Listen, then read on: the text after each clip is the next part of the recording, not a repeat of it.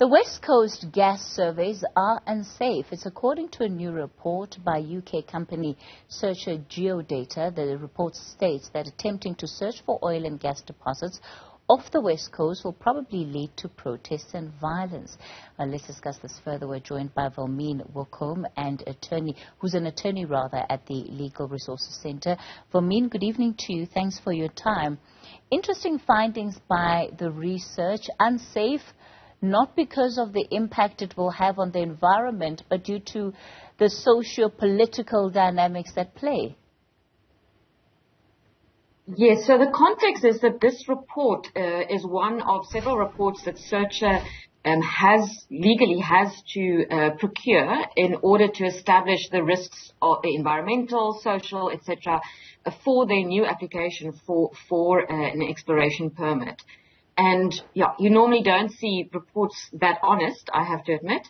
But yeah, that was the conclusion of the person who did the expert report on the socioeconomic impact on the West Coast.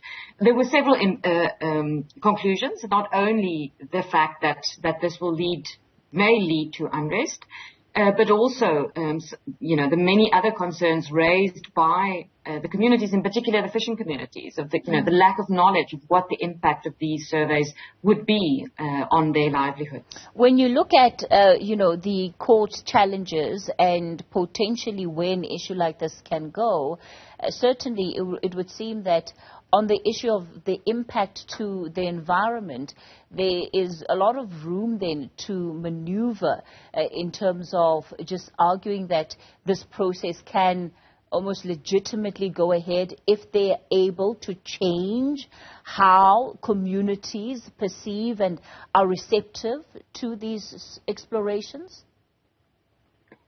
Yes, so what's very interesting about the core challenges, both of them, the first Searcher one and the Shell challenge, it's really a challenge to how the minister takes the decisions to allow these exploration rights to be granted. And what communities are seeing is that, the minister is supposed to be a neutral referee, the one who weighs up competing rights of communities, of the nation, of economic development, environmental rights, etc. But in their experience, they see a minister who is openly supporting companies, and therefore they don't trust the decision-making at all. And now also don't trust the companies who come out. They say companies tell them about the jobs that can be created, but they say nothing about the short-term, medium-term, and long-term negative impacts. And look, we've got a country with a very long history of mining, and communities have always bore the brunt of so-called economic development, and they've gone backwards. Well, some people have gone forwards in Sandton maybe, but in the communities who bear the brunt of the impacts, they go backwards. So communities on the West Coast are no longer easily accepting this message that this will bring jobs and everything will be better. Wilmien, do you think that if there was a change in approach and what is seen as a more sincere process to actually bring communities on board when it comes to some of the proposals around these explorations, that a finding like this, it's not permanent, that it can actually change in future under different circumstances? Well, so that is certainly also what the report suggests. So the report suggests a number of mitigating measures or recommendations that they say should be implemented before anything else happens. And so that definitely should happen. And I certainly can't speak on behalf of communities, but I'm sure that if engagement, good faith engagement happens, then certainly the attitudes of we don't even want to talk to you will change. But at the moment, there's just no trust. And this idea of communities not being well informed, and sometimes that being blamed on illiteracy where it comes to a particular subject, is it really fair to be placing the burden on these communities when in fact anybody with ideas should be helping them understand what it is they want to do and what all of the potential implications might be? Absolutely. And I have never come across a company applying for a right, an exploration right or a mining right or any of that, who openly and honestly puts before a community exactly what negative impacts could be expected. It is always sugar-coated, and unfortunately that's the nature of the process at the moment.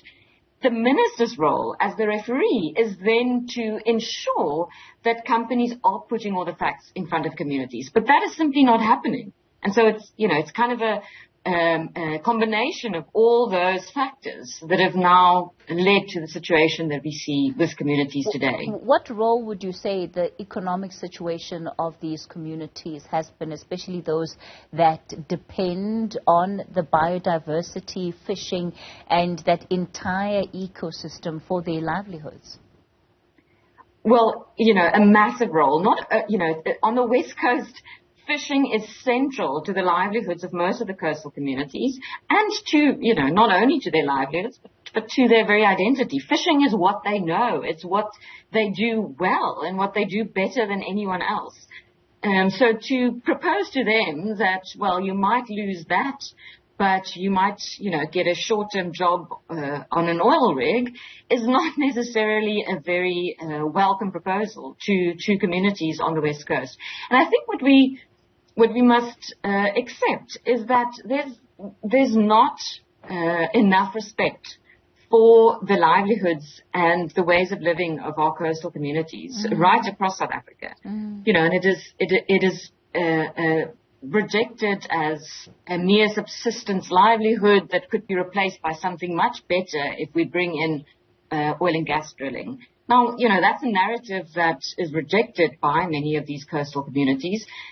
And they sense that it is based on a complete lack of respect and understanding of the life that they have lived for generations. Yeah, it really goes down to the culture and the traditions that people have built even around the economic system that runs their communities. That's the Legal Resources Centre attorney Wilmien Wicomb.